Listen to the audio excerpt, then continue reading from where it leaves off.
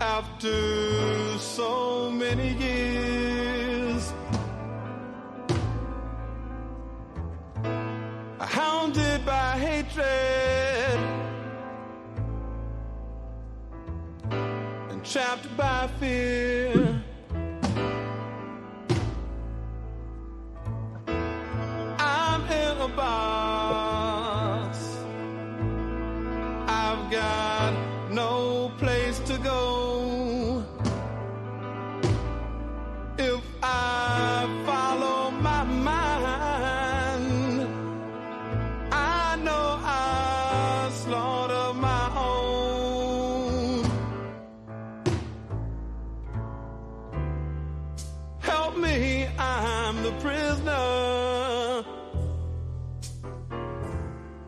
Won't you hear my plea?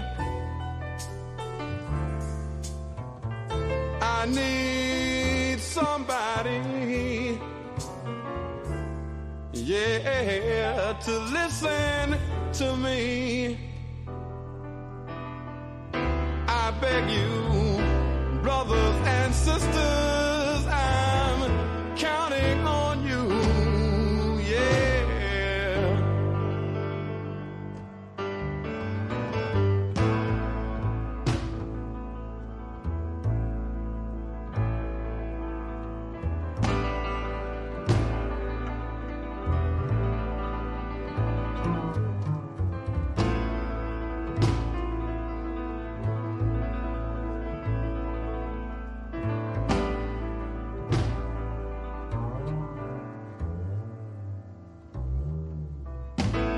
Black babies in the womb, shackled and bound, chained by the caveman who keeps beauty down, smacked on the ass when they're squalling and wet, heir to a spineless man who never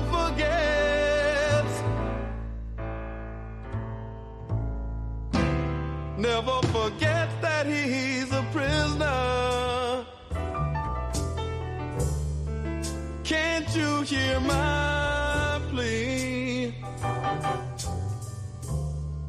'Cause I need somebody, Lord knows, to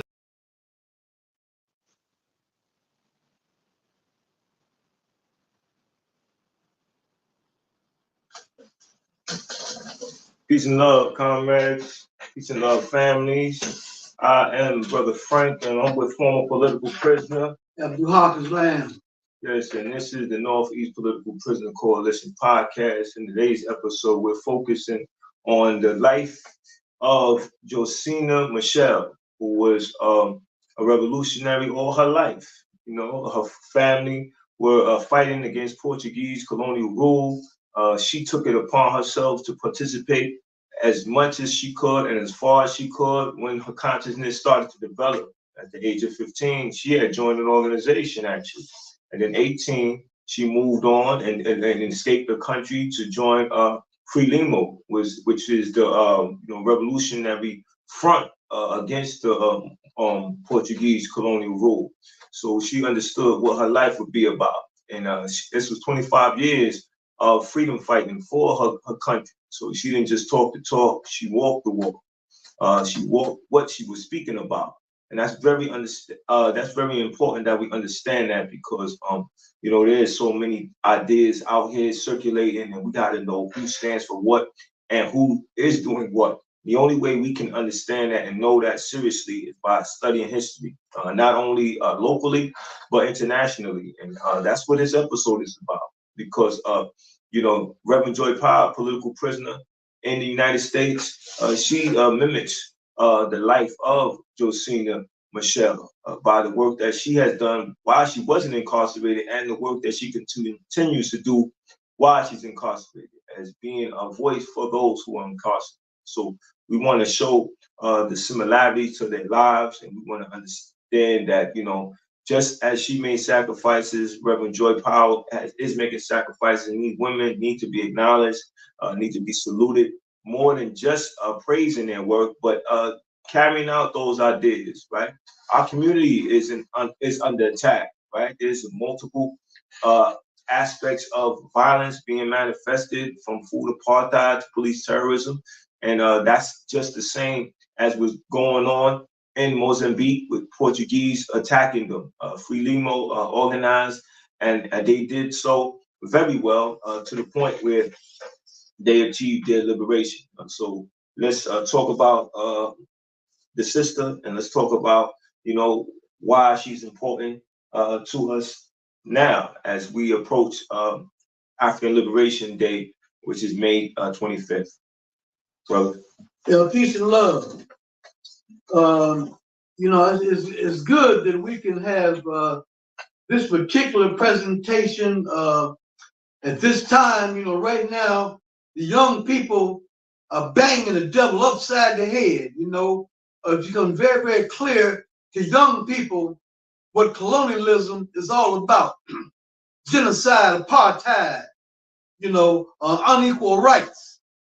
And the young people on the move. And Sister Josina Machel was a very, very young sister who engaged in political activity and military activity, guerrilla warfare, beginning at the age 18 until her death at age 25. We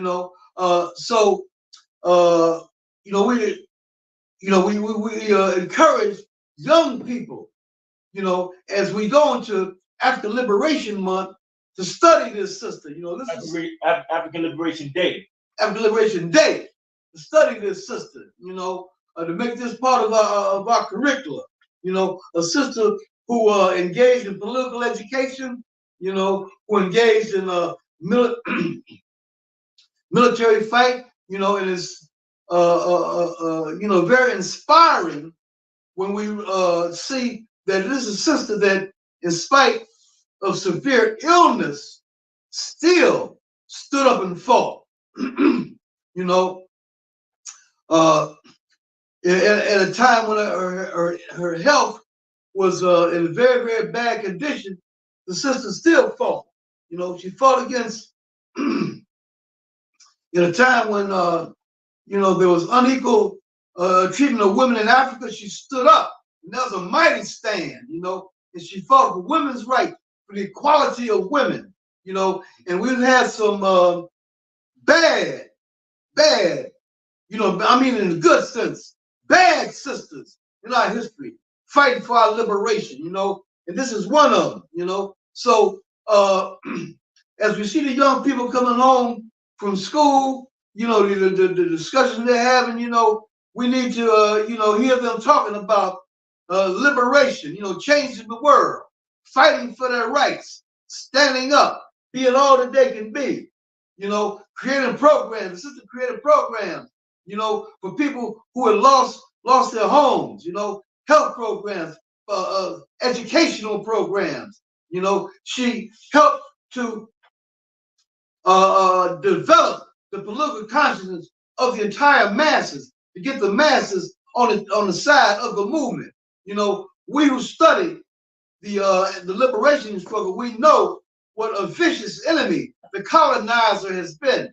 The hundreds of millions of people who have been murdered by this system, that seeks to rip, rob, and steal wealth, from dark-skinned people, and to the youth, it's encouraging to see that our youth now are, becoming political consciousness, and not just, talking about, material things and shaking it behind, and adultery and fornication and these type of things, but are now on a path toward revolution.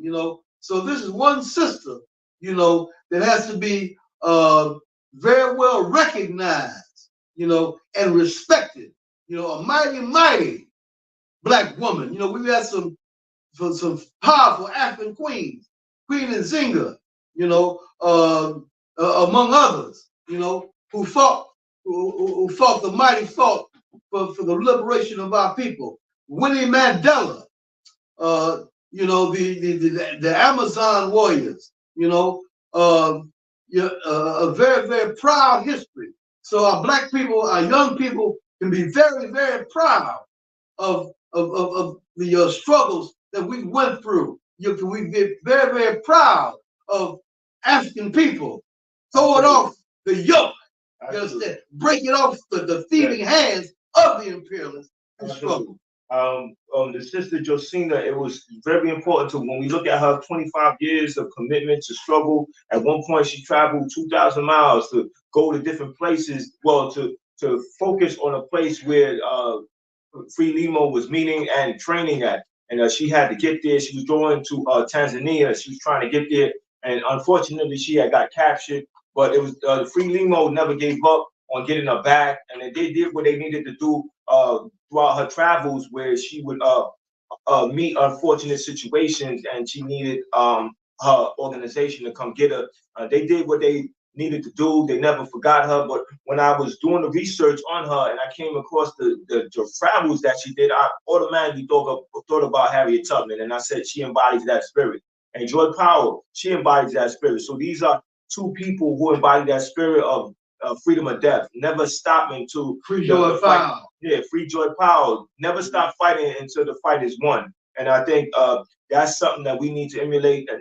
That's something that we need to understand, that how serious it is when it comes to our national liberation struggles, of the self-determination, being uninterrupted, because that's what colonialism does, right? They infiltrate your land, they infiltrate your culture, and they replace it with their culture. And now you don't have no identity. You're out here doing things that you normally wouldn't do, that is totally against your tradition. And I think that, you know, as we prepare ourselves this May 25th for African Liberation Day, we need to talk about the sisters, the female combatants, Josina Machel. You had a number of female combatants in the Black Panther Party, and you know they all embody that spirit that Josina did. And when I'm doing research, I'm learning that she actually turned down a scholarship to go to Switzerland, right? And she chose to volunteer for Free Limo, you know, that National Liberation Front. And she understood what would need to be done as she took this role. She was given a number of tasks. You know, the females were responsible for the political development of the females in Free Limo, as well as their military training, and this allowed the male combatants to take on other tasks. And I think that is very important because it allows us to understand what's taking place. And there was a number of social programs happening that she was a part of, and made sure that they were going according to plan. And these social programs are very important because it's letting those around us who are sympathizers at first, right, to understand their role. Right, you're receiving benefits off of this social program, and it's being done by an organization that is struggling for national liberation. Therefore, you should recognize and show appreciation by doing what you can at the level that you can. Think that, you know, that's something that needs to be really researched and studied as we deal with our struggle to advance our people, to control our own destiny with all the resources that we have. And as I'm studying this and researching this, I'm really appreciating the sister's example of what she's done, and how I can talk to others about that example, an example that needs to be emulated in 2024, because to celebrate National Liberation Day, or excuse me, African Liberation Day, is to ask ourselves questions internally. What am I doing? How far am I willing to go? And what examples am I using to motivate me, right? The sister gave 25 years of her life to her people, to her struggle, you know, obviously, you know, it put a strain on her body physically, right? Because who knows what caused liver cancer to happen, but she understood her responsibility first and foremost. So she actually put her physical situation to the side, and our political prisoners, those who are advocating for our national liberation, done the same thing, right? Joy Powell, she's sitting in prison now. Kamal Siddiqui, he's sitting in prison now. Umar Abu Jamal, he's sitting in prison now. Jamil Al-Amin, Imam Jamil Al-Amin, he's sitting in prison now. And they're doing that because they understood what really needs to be at the forefront when it comes to struggling to free their people. They have to be willing to put it all on the line. It comes with sacrifice, physically, mentally, socially, right? Because now you can't see your family, your loved ones, your extended family members as often as you would like. And your impact and your influence on their lives has been altered, right? You still have some impact on their lives because you can still write, you can still make phone calls, you can send messages that provide some understanding of their situation and what they need to do in terms of your input and your advice, your consultation. But it's not the same as actually being with somebody and physically touching them, letting them know that you're right there and they can see you, smell you, feel you, and use their five senses to interact with you. And it's a certain level of heightened consciousness that takes place during that encounter. I say this to say that Josina Machel, fine example of what, us as parents, you have a daughter, you have a granddaughter, you have any female in your family that you want them to have somebody to look up to, have a poster, have a picture of Josina Machel. Tell them the story of this sister who for 25 years committed her life to advancing her people, advancing the everyday lives of her people, because she knew that colonialism had to be attacked. And it could not be attacked by mere words. It had to be attacked by organizing on multiple levels and putting everything on a line that you possibly could. What stood out as you did the research for today's session on Josina Machel? Her spirit of struggle, I felt a fire in me, you understand? As I researched this sister, the mighty spirit of revolution in this sister. And, in African History Day, you understand, our sisters need to know this, through study, through the research. They need to know the revolutionary spirit, the strong spirit of this woman, you understand? And that the women in our street, the women in our communities, need to know this sister and to hold her up, to respect her. And, we look forward to seeing our sisters, right by our side as we fight this beast. This is a beast that it really has the nature of a devil. They say today on God's side, but their activities, is more pleasing to the devil. And Josina's life, you understand, was a struggle against odds. Standing up, spreading the message that women have equal rights. To fight, to go toward leadership. So we encourage, my message to the young people, to young sisters, as we celebrate this sister, you understand, to aspire toward leadership.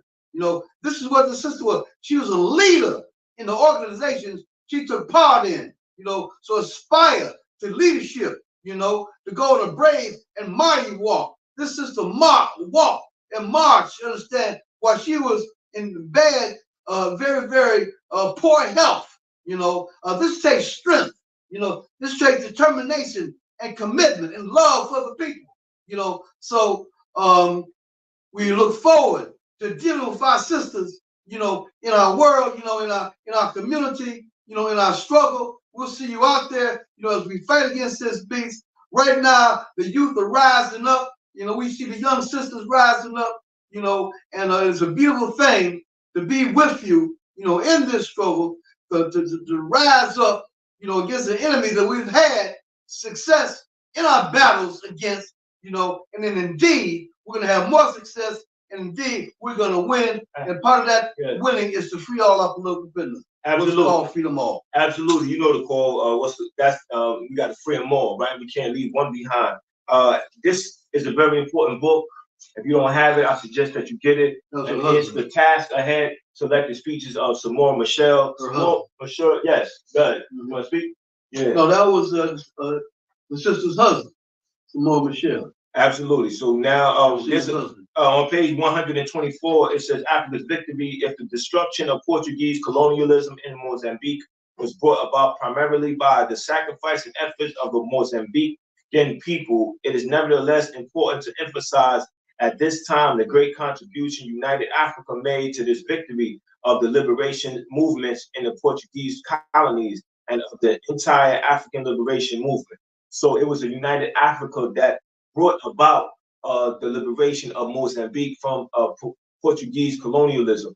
And of course, it's a process, right? Because you still have those ideas that will circulate after you have your won your liberation struggle, and you have to decide which way forward. What ideas are you going to allow to govern your country, right? And these ideas have to come out of a party that understands what it means to be truly independent, what it means to truly be for the people, right? You have to deal with the idea that you have to have a society that's the nucleus of it is based on the working class, and that everything that is being manifested materially has to be a benefit to that class. And I think that, you know, once that's understood, then now you start to eradicate your country of those colonial ideas, the ideas of one being on top and one being on bottom. You have to deal with the true essence of equality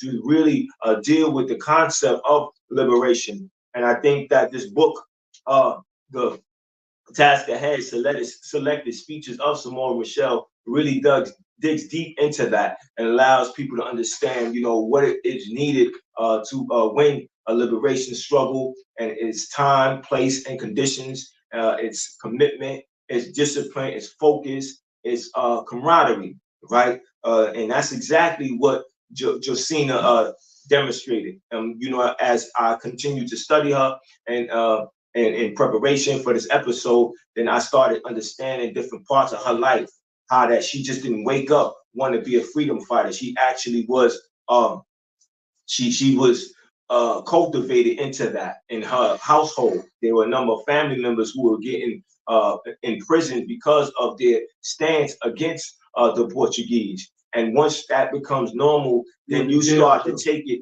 up, right? She went to jail too. Yeah. Right, she went to jail and she sacrificed months, and she never stopped fighting. And she let others know, and or towards the end of her life, when she felt she couldn't fight no more, she actually gave her gun to a fellow combatant and said, you know, use this to continue to fight, because she didn't want that sympathy. She didn't want that focus to be on her. She was letting the next ones in line know that it's time for you to do the job. It's time for you to carry the torch, as they say, and to do it in a way where you know what's really at stake. You know that we're not being liberated for the sake of just waving a flag. We want that land. That land is ours. We want to control our own destiny, and that land is the basis of independence. And Malcolm always taught us the land provides us with food, clothing, and shelter. And if we control that, then we control our own destiny. And I think that's an idea that we need to start talking to one another more about. And, you know, we talked a lot about Josina, you know, and one of the objectives of this episode is to relate her life to Joy Powell, right? Some of us of the Northeast Political Prisoner Coalition visited Joy Powell, and we talked to her, and she expressed very transparently her life, and she let us know, you know, what it meant for her to do this work, and that she was fully committed, and that she didn't want no pardon. No, she didn't want no clemency. She wanted a complete and full pardon, right? She wanted to be relieved of what was being accused of her, because she was completely innocent, or is completely innocent. And I think that says a lot about her, right? She's on year 17 of 25 years to life bid. And prior to her being incarcerated, she was organizing the community, fighting against police terrorism. So naturally, or consequently, the state is going to respond, and the state did so with questionable charges, and that's their method of doing things. And if you research a number of our political organizations and you see how they attack, you see it's the same pattern over and over again. So we're not surprised to hear that. Those of us who've been doing this work for some time, we understand and we know what they do, and we know what we have to do, right? They're organized and we have to organize. You know, they have more resources, but we have some resources, and we can combat that those resources with our resources. We just have to be creative. And that's one of the reasons why we're consistent with this podcast, because we want people to understand that we're out here not because we got a whole bunch of people viewing, because sometimes we don't have 100 people. Sometimes we barely have 20 people viewing. But yet, as it goes on, you know, more people pick up. And we encourage 10 people to share with 10 people, and tell those 10 people to share with 10 others. Because when we look at the life and the times of Josina Machel, obviously there was a small group of free Limo that came together and decided we're going to get busy. We're going to do something about it. And that started to carry on to others. And it started to get momentum. And those who understood what was at stake decided that they are going to support it. And this is the same way in the United States, when we have to advocate for the freedom of our political prisoners. We have to say, what's our role in doing that? And we have to let others know, if you stand for justice, what's your position when it comes to political prisoners? Are you just going to say, I respect him and don't write him a letter, or I respect her and don't write her a letter? Or you're going to talk to people about it and let people know what they can do. So, you know, aside from doing this work every Wednesday, you know, catch us, the Northeast Political Prisoner Coalition, you know, catch me, the representation of the Northeast Political Prisoner Coalition in Queensbridge at the Jacob Reese Community Center. We have a grievance support group. You know, that's something that we offer to the community, because being oppressed, you need somebody to talk to. You need to liberate your mind before you liberate your body. And that's available every Thursday from the hours of 6 to 8, you know, and I'm there as a representation of U.S. held political prisoners, to let the community know that there are people who are in prison who are concerned about a community, and they want to hear from you. They want you to write them, and they're going to write you back, and we build relationships. But, you know, so brother, you know, if you had a message to a young sister regarding how should she look at Josina Machel and look at Joy Powell, how would you relay that to her? I would tell the sister to have the love in her heart that Josina had for her people. You know, the power of love. You know, and to think about and remember the wealth that's been stolen from Africa. At least $26 billion a year ripped from the motherland. If you love the motherland, if you love yourself, you know, you got to have something inside of you. You got to feel something in you, you understand, in the fact that this enemy of God and humanity rapes, robs, and murders and rips at $26 billion from the motherland every year. If you love yourself, you love your African self, like Josina loves herself, love her African self, you got to feel something about the hundreds of millions of dark-skinned people that have been murdered, you understand, to enrich some people who have the characteristics of devils. So we say to the women out there, you understand, to the revolutionary women, you understand, that we deliver death blows to the devil. Death blows, body blows to the devil with the power of 40 million people, a death blow to the enemy, you understand? And we sisters in the leadership of this struggle, you understand, for what is righteous and for what is good, you know, and for the rights of our people, you understand? And like I say, like Josina said, for the equality and for the rights of women. Power to the people. very clear, very focused, and I think that as we come to the closure of this particular episode, we want all those who are viewing it for the first time, please subscribe to our YouTube channel. That's NEPPC. Please share with at least 10 people. Encourage those people to share. Consider a serious donation. You know, no donation is too small. No donation is too large. And that could you could donate at Cash App. That's Sefu Sankofa, SEFU SANKOFA. Please let me know what would you like me to do with your donation, and this way I can get it done and show you that it was done, so you know don't have to question what our motivation is to getting those donations.